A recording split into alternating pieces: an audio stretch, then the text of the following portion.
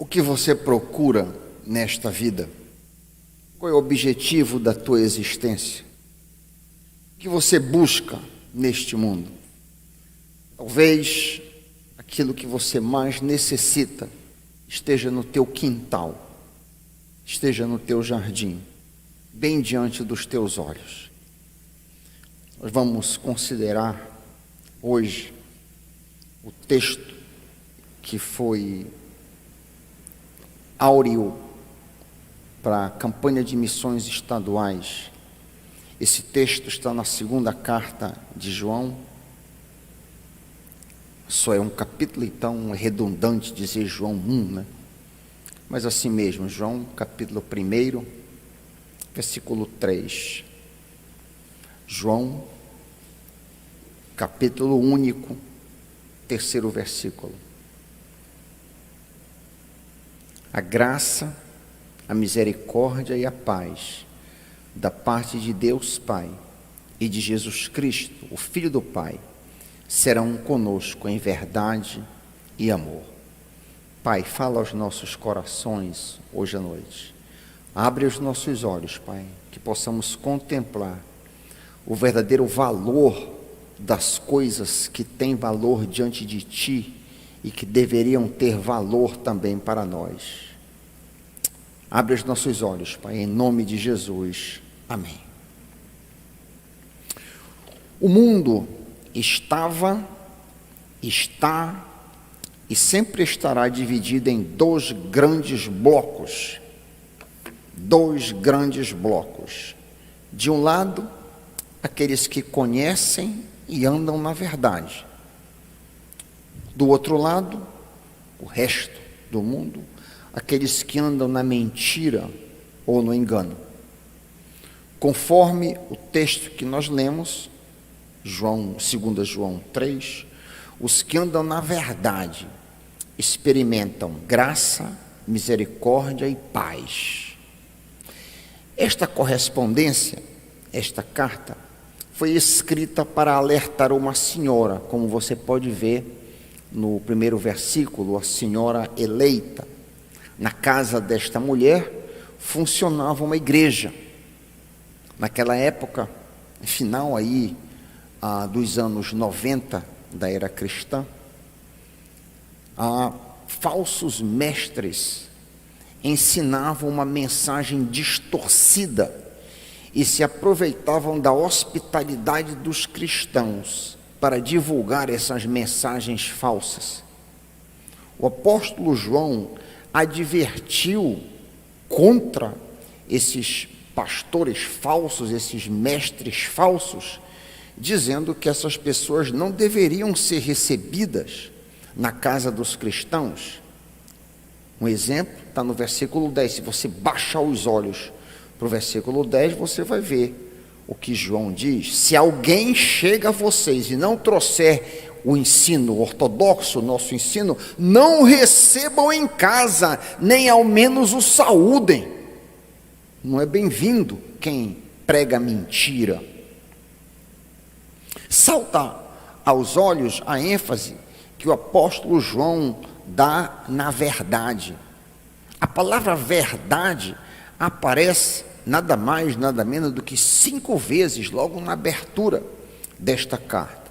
Vocês podem outra vez olhar a partir do versículo 1, o presbítero, João, a senhora eleita, que eu me referi, e seus filhos, os crentes que congregavam na casa dela, quem eu amo, na verdade, e não somente eu, mas também todos os que conhecem a verdade, por causa da verdade que permanece em nós e conosco estará para sempre.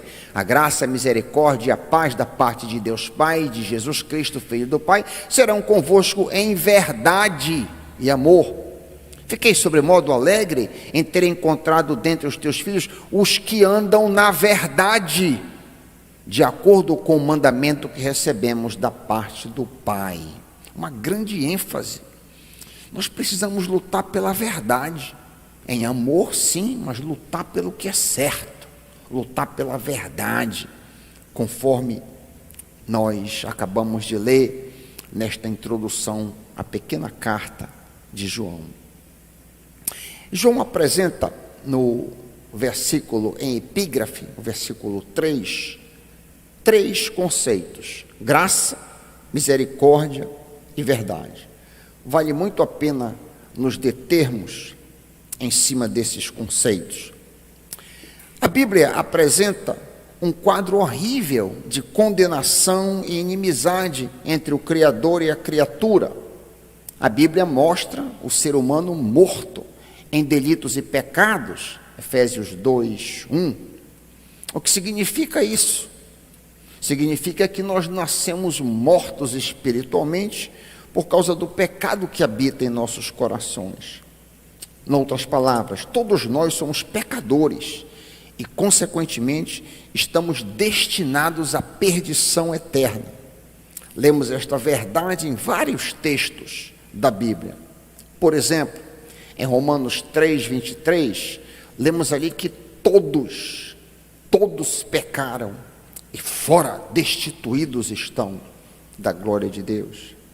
A Escritura ensina no Salmo 143, 2, que ninguém é inocente diante de Deus. Não existe inocente neste mundo.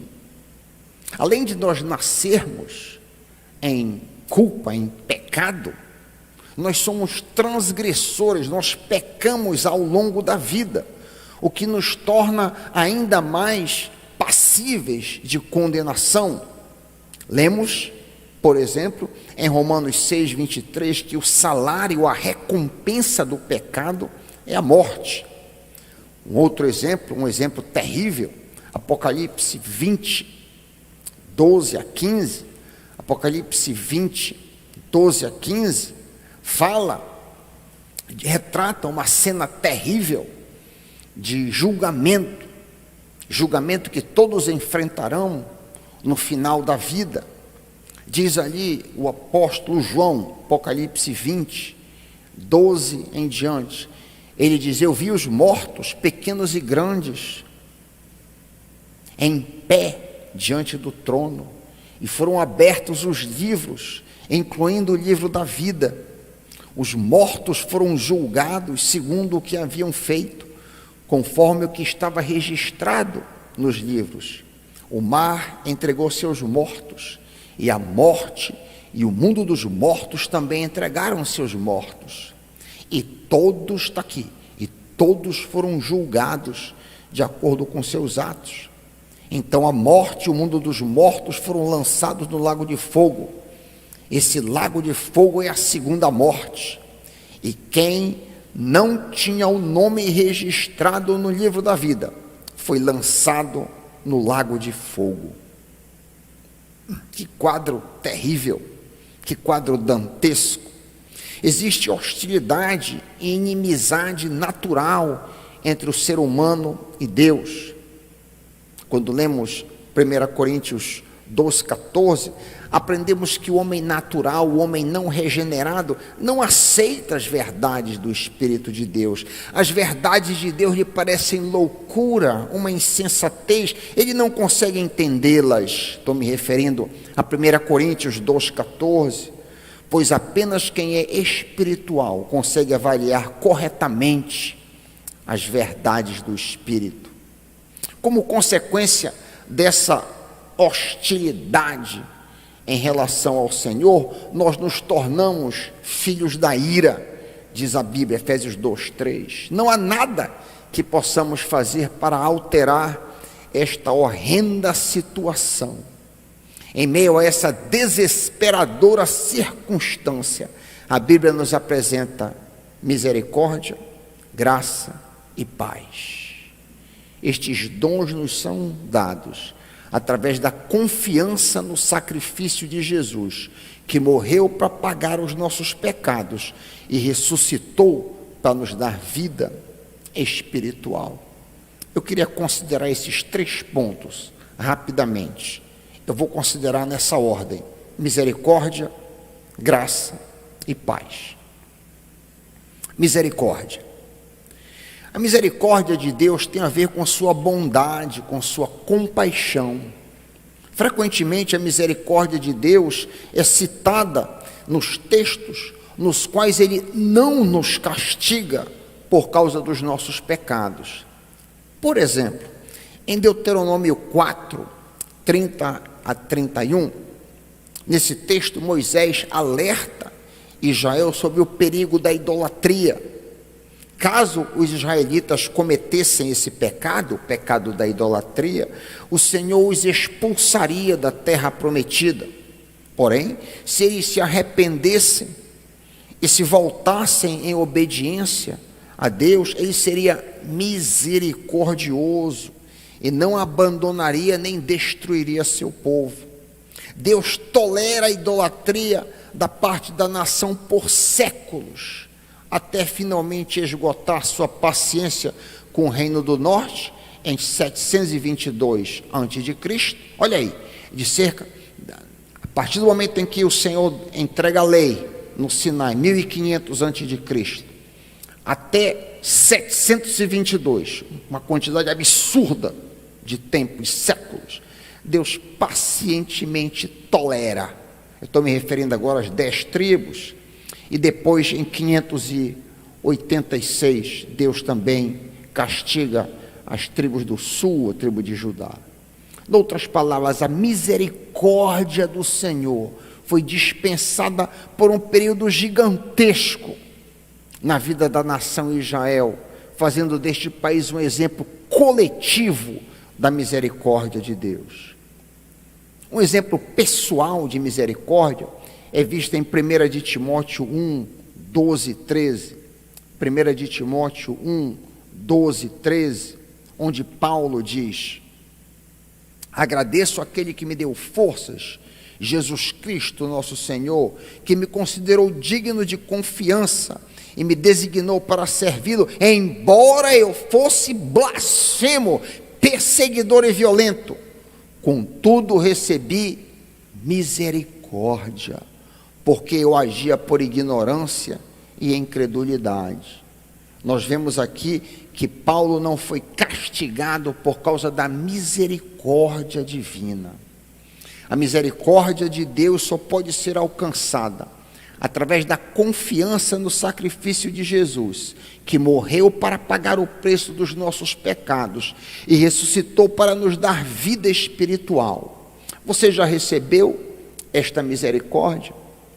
Você, amigo que nos acompanha pela internet, você aqui presente, já recebeu esta misericórdia? 2. Graça. A graça do Senhor, tal qual a misericórdia, envolve bondade e compaixão, porém, mais ainda, a graça vai além desses elementos, envolvendo também a ideia de que Deus confere um favor, um dom. O grande dom, o maior favor do Senhor é a salvação, conforme lemos em Tito 2,11, pois a graça de Deus foi revelada a todos e traz salvação. A graça traz salvação. Da mesma forma, lemos em Efésios 2, 8 e 9, texto conhecidíssimo: pela graça vocês são salvos por meio da fé. Isso não vem de vocês, é presente, é dom de Deus, não por obras, para que ninguém se glorie. A graça é rica em favores. A graça de Deus nos dá o Espírito Santo. Diz o Senhor Jesus em Lucas 11, 13: se vocês que são pecadores sabem dar bons presentes a seus filhos, quanto mais o seu Pai no céu não dará o Espírito Santo àqueles que lhe pedirem. A graça do Senhor nos dá vida abundante, vida verdadeira, como lemos em João 10, 10.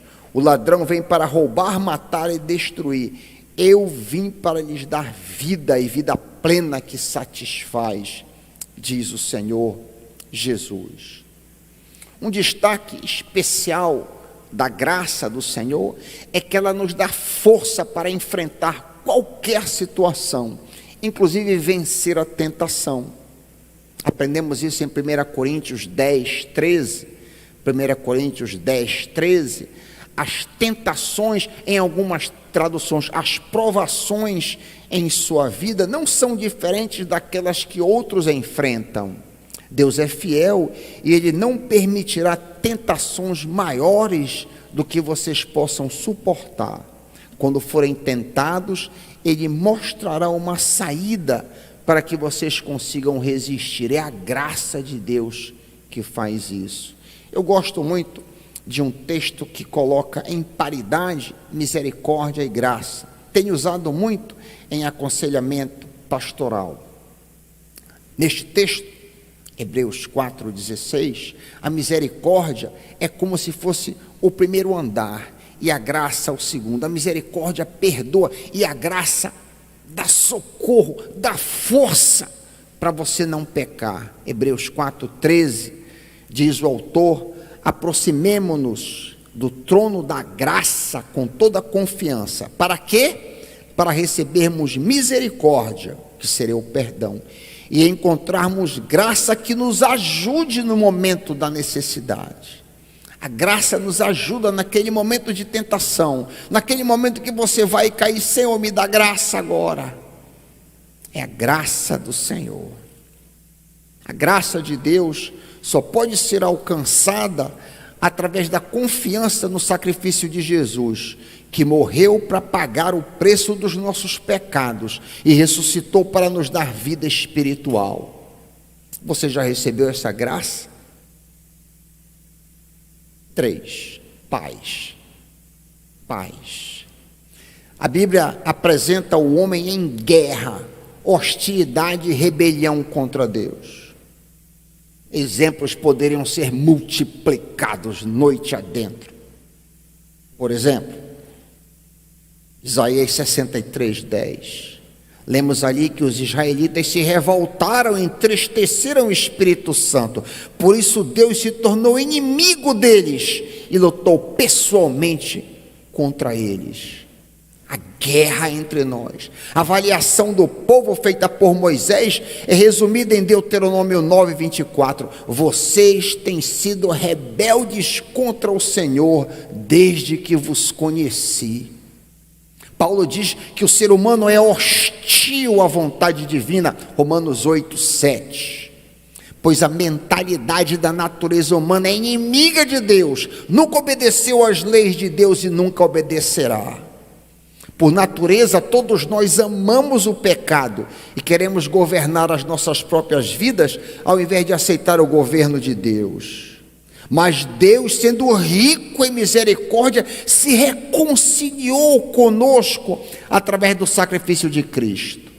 Assim o Pai fez as pazes conosco por sua própria iniciativa. Lemos essa verdade belíssima em Colossenses 1:20. Por meio de Jesus, Deus reconciliou consigo todas as coisas, tanto as que estão na terra como as que estão no céu, estabelecendo paz pelo seu sangue derramado na cruz. Que coisa linda! Nós estamos por natureza hostis e inimigos, mas o Senhor estendeu a mão para inimigos que o detestam e nos reconciliou por Cristo, dando-nos paz. A paz com Deus só pode ser alcançada através da confiança no sacrifício de Jesus, que morreu para pagar o preço dos nossos pecados e ressuscitou para nos dar vida espiritual. Você já recebeu essa paz? O que você procura nesta vida? Qual é o objetivo da tua existência? O que você busca de fato neste mundo? Talvez aquilo que você mais procura, aquilo que você mais deseja, esteja no teu quintal, no teu jardim, bem diante dos teus olhos, e tu nem valorizes. Deus quer te dar misericórdia, graça e paz. Lendo acerca das aventuras de Marco Polo, que aconteceram aí entre 1260 e 1295, quando Marco Polo fez 2 grandes viagens, inclusive a China, tendo permanecido lá por 15 anos, nessa empreitada, lembrem, antes dos grandes descobrimentos marítimos, Marco Polo utilizou barcos, cavalos, burros, canoas, camelos, etc. E registrou as suas aventuras. Na realidade não foi ele quem escreveu, foi o seu companheiro de cela, quando Marco Polo estava preso em Gênova, e lançou o livro depois que ele foi solto, em 1299, as sagas ficaram famosas de Marco Polo. E eu penso que, talvez inspirado nessas sagas, ainda no período medieval, conta-se uma saga não registrada, mas mítica, de um jovem alquimista riquíssimo, chamado Albert Zinzendorf. Zinzendorf, inspirado nas grandes viagens de Marco Polo, resolveu empreender também uma viagem à China. Repito, o caminho para as Índias, o caminho para as Américas, nosso aqui aconteceu só em 1500, muito tempo depois. Mas, segundo se é parábola ou se é lenda, não me lembro bem, mas Zinzendorf, um rapaz inteligentíssimo, botânico, biólogo e alquimista, foi informado de que havia uma determinada planta na China que alongava a vida. E ele então reuniu um pequeno exército, fez planos e fez essa viagem até ali. Uma viagem dificílima, que durava uma eternidade. Nessa primeira expedição ele foi atacado, logo entrando na China, depois de muito tempo lá, até ter chegado ali, foi atacado, perdeu muito dos seus homens e carga e tudo mais, bateu em retirada, voltou à Europa e passou mais 10 anos levantando uma outra grande expedição. Dessa feita uma grande força, uma força-tarefa, e tudo isso a um custo altíssimo, custo milionário para os dias atuais. Juntou as forças e foi de novo naquela direção. Ao chegar na China, tinha que adentrar ainda muitas semanas para chegar nesse local que ele tinha ouvido que havia esse tipo de planta que ele procurava. Ao chegar naquele local, diz essa parábola ou essa saga que eu li, foi mostrado o local, e não é comédia, seria cômico se não fosse verdade. Quando ele se encontrou com a planta que ele queria, diz a história que ele caiu de joelhos e chorou amargamente. Aí os seus auxiliares, os seus ajudantes, mas qual é o problema? Não é essa planta, afinal. Ele disse, não é exatamente essa planta, mas eu tenho, pasme, essa planta no meu jardim. Eu tenho essa planta. Eu gastei mais ou menos 30 anos da minha força, da minha juventude, de todo o meu dinheiro, perdi homens, lutei, eu sou um homem acabado, eu tenho essa planta no meu jardim. A paz, a graça e a misericórdia estão diante de ti. Essa planta está diante dos teus olhos. O que é que tu estás buscando? O que é que tu estás atrás do quê? O que é que tu desejas? O que é que tu ambicionas? O marido, ter filhos, tudo isso é muito bom. Ter uma casa nova. O que é importante para ti? O que é significativo para ti? Cuidado para que tu não coloques energia e esforço procurando algo que está diante dos teus olhos. Cuidado que tu não corras atrás do vento, quando a graça, a paz e a misericórdia são te dados gratuitamente. Não corre atrás de coisas vãs, não gasta as tuas energias Não gasta o melhor da tua juventude, das tuas forças, perseguindo coisas que estão aqui nesta noite. Eu estou te oferecendo, aliás, o Senhor está te oferecendo gratuitamente graça, paz e misericórdia. O mundo está dividido em 2 blocos: aqueles que andam, aqueles que conhecem a verdade, e, do outro lado, os que andam na mentira e no engano. Os que andam na verdade experimentam graça, paz e misericórdia. Em que bloco você está inserido? Você na internet, que está me ouvindo, em que bloco você está inserido? É impossível, ou você está num ou você está no outro. Não existe neutralidade, não existe meio termo. Se você está perseguindo coisas vãs, você está no segundo bloco, você está na mentira. Se você recebeu a graça e a misericórdia e a paz do Senhor, você caminha no primeiro bloco. Você já teve seus pecados perdoados por Deus através da sua misericórdia? Você tem experimentado a graça de Jesus que te capacita a vencer a tentação? Você tem paz interior, consciente que recebeu a vida eterna?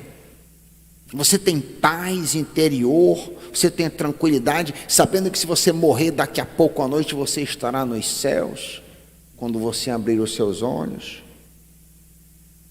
Talvez você se sinta indigno, pastor Raik, mas eu sou indigno de receber a graça, a misericórdia e a paz do Senhor. Mas observa de que maneira o apóstolo João fecha esse versículo 3. João encerra esse pensamento no versículo 3 de uma maneira linda. Leia outra vez comigo o versículo 3. A graça, a misericórdia, a paz da parte de Deus Pai, do Senhor Jesus Cristo, Filho de Deus, sejam convosco na verdade e amor. O amor de Deus é o braço estendido àqueles que andam no engano e na mentira, mas que desejam se arrepender de seus pecados e receber a Cristo como Salvador.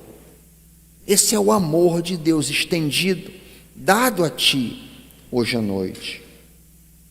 Só é possível andar na verdade se tivermos os nossos pecados perdoados e recebermos vida espiritual advinda da ressurreição de Cristo.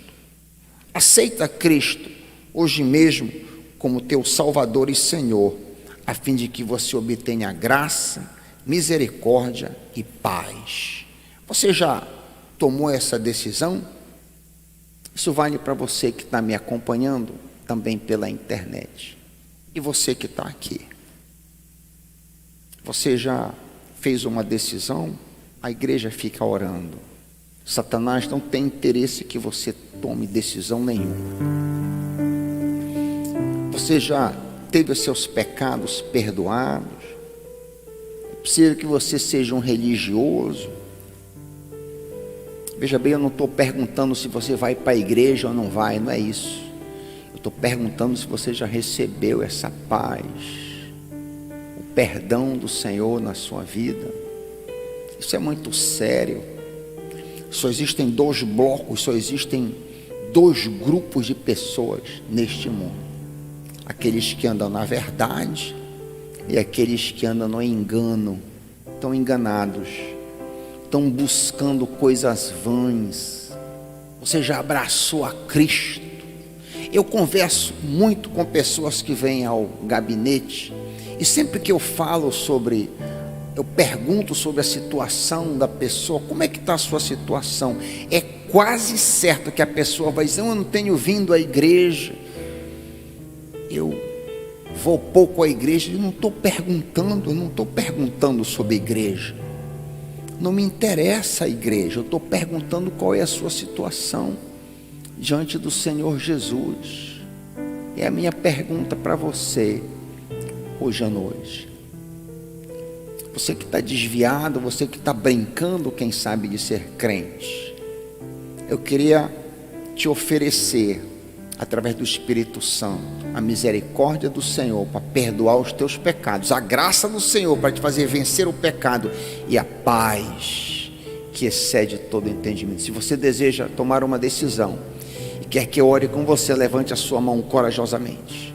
Alguém aqui à minha direita que está desviado ou que nunca entregou a sua vida a Jesus, levante a sua mão corajosamente. O Senhor quer te dar misericórdia, graça e paz. Alguém aqui à minha esquerda. Isso é uma oportunidade preciosíssima. Ela determina o teu destino eterno. Amém. Amém.